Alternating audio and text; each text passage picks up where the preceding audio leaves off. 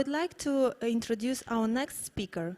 Please meet Mr. Ion Ceban, General Mayor of Chișinău Municipality, that will present the key investment projects available in Chișinău Mayorship. Mr. Ceban, the floor is yours.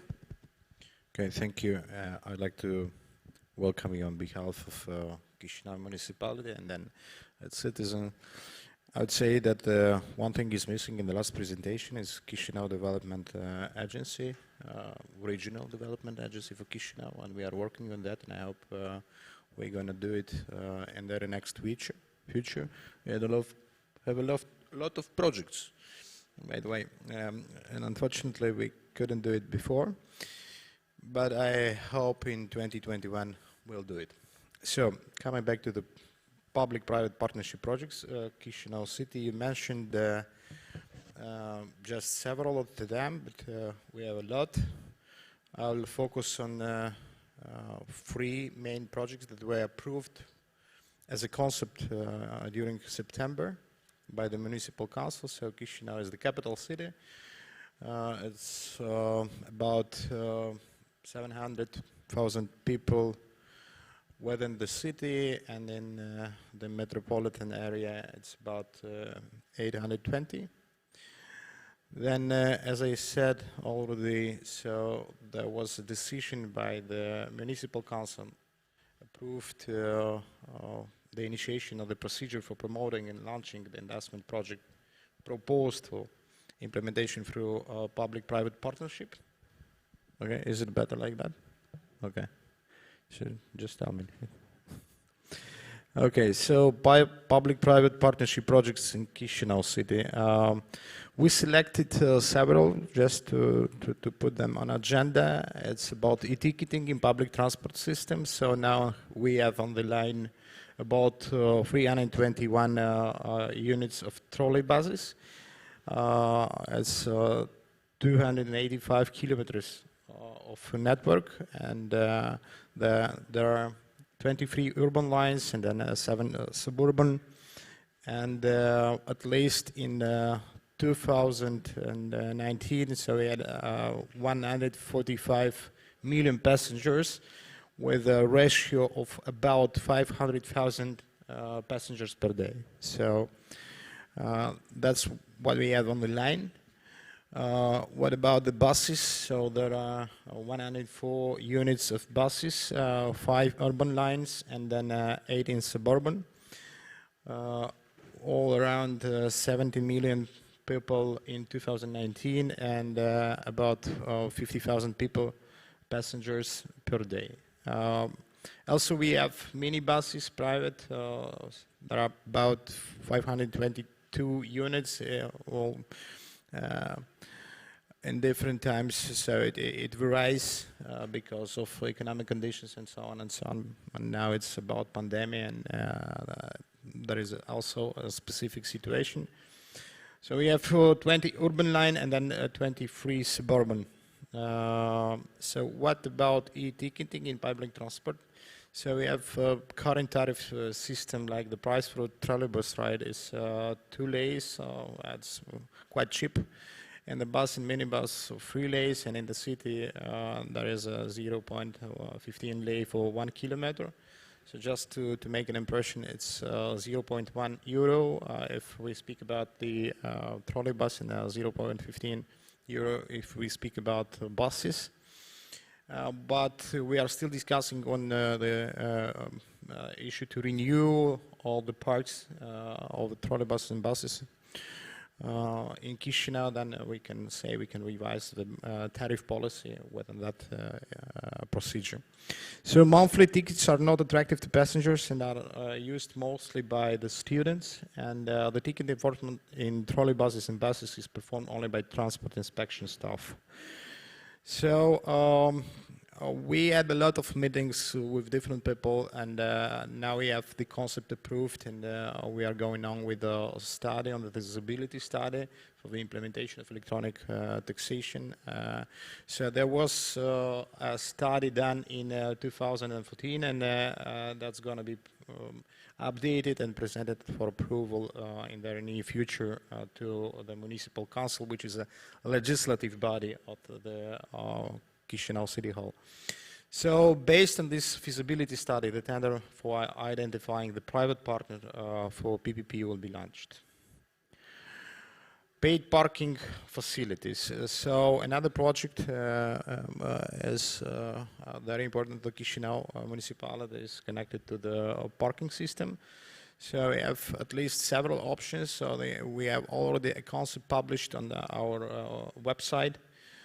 And if just to summarize, it looks for multi-storied parking buildings like different car facilities, car parking facilities only with a large commercial real estate or transport development projects right now. There are several commercial entities like Moldova, Chisinau Airport and so on.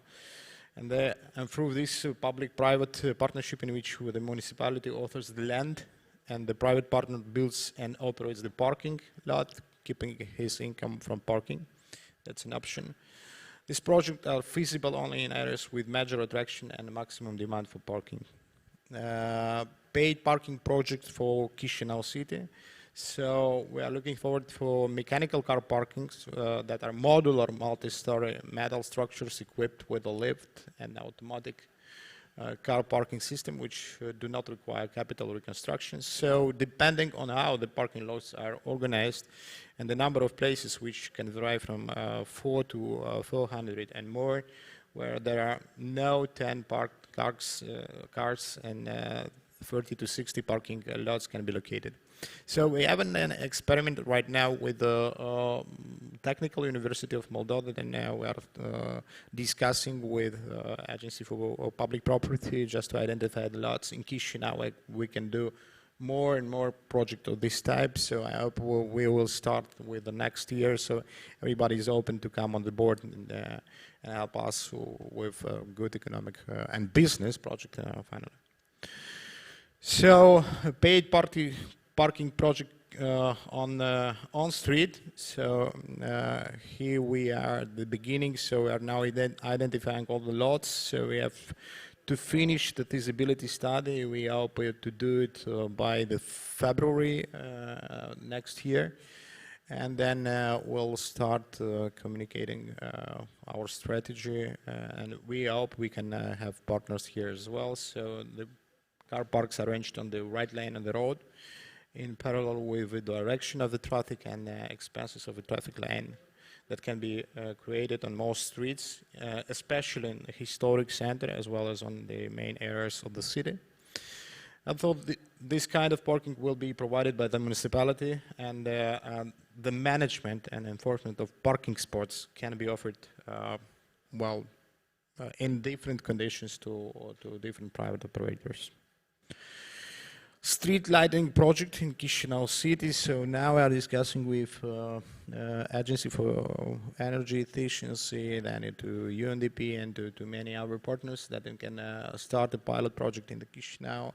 That would start with 31 of August street that we're gonna rebuild in starting next year, and finishing with Viaduct and Dacia is the biggest boulevard of Chisinau, coming from airport and making it like a visit card for Chisinau.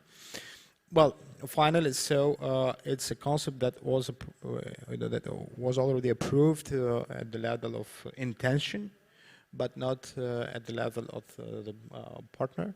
So the current situation is that they have high energy consumption, so up to 85%. Technically, absolute lamps with high energy consumption, and then 15% modern LED lamps with no control, no management, no intelligent management. So as I said, so absolute street lighting management system, lack of control on street lamp level, and lack of smart energy efficient scenarios and models. Main power distribution points, so we have about 669 power distribution points and 98 about to be commissioned. So what are our needs in that sense? Up-to-date automation, then remote control and monitoring, and prevent energy losses and electricity thefts within the networks. Online data acquisition from smart meters and quality control and smart settings. And our scope is to reduce energy costs, so it's everything connected to energy efficiency, then full automation of all main distribution points and the replacement of the wall lamps with controllable LED street lights. And of course, creating digital infrastructure for smart and green city. So that was, as you said, we have 20 minutes both for the questions and the presentation. So I'm yours. Thank you, Mr. Ceban. Thank you for information and for allowing us to dive into how will Chișinău look like in the near future after being innovated and modernized to modern international standards. Although competition for public and private initiatives is very fierce, I would like to ask you a question. What are the major impediments in carrying out municipal projects? Well, it's every time about bureaucracy, especially if we speak about former Soviet Union countries. Then it's about corruption. Then it's about unclear rules. On all these issues, we are working right now, and I have to say that so my real personal objective is to make from an institution that was qualified 2-3 years ago as the most corrupt in the country to become the most transparent institution in the country in the very near future. And what I feel that the bureaucracy in all manifestation, lack of digitalized documentation processes, and not only documentation, in general, everything connected to services, slow speed of processing tasks, lack of qualified personnel, experts required for specific projects, bias of delayed and mismanagement projects. And then, of course, what is specific not only for our country is political connotations appearing in different issues in the municipal council as a legislative body. And I think that when we say about the concrete projects, so it shouldn't be there. To my lucky, I would say that even if it was very difficult, so we solved a lot of issues and problems during the 2020, and I hope we can manage it. Not depending on political issue of each and of each, I don't know, faction and so on and so on.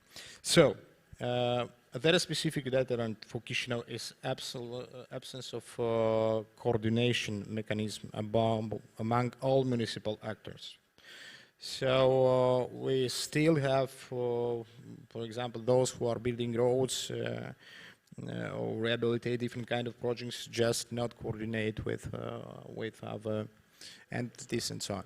But on all these issues we are working right now, and I know that we're gonna succeed. So less bureaucracy, no corruption, transparent and clear rules, and we're gonna assure that for Chișinău and for those who wanna invest in Chișinău.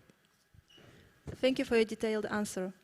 We have a question received from our audience. Please tell us, what actions do you intend to carry out in the next coming years in order to ensure a sustainable development of a municipality? Well, so right now we are working on the strategy, development strategy for Chișinău. We are doing that with some of Moscow agencies.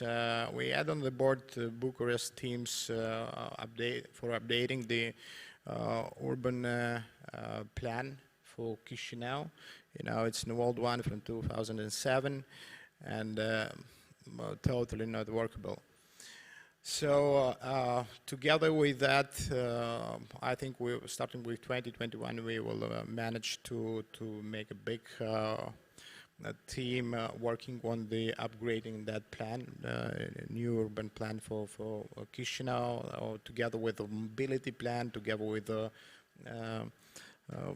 development of historic zone and tourism attractions, and of course, It's all connected to what are working now on my mates, Deputy Mayors Inga Younes and others.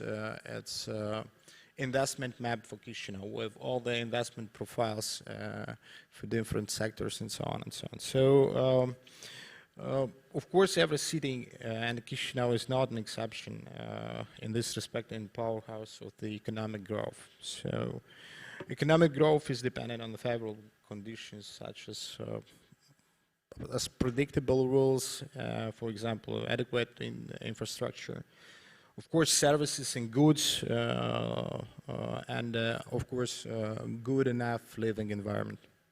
So if you look around any of you can easily see that in order for us to create conditions for people and business to develop, so the municipality and me as a mayor have to restore, but to a large extent to create a basic infrastructure. Unfortunately, as I call, I will not put the finger on somebody, but we had tens of years of demodernization, and I think we are on the right way right now.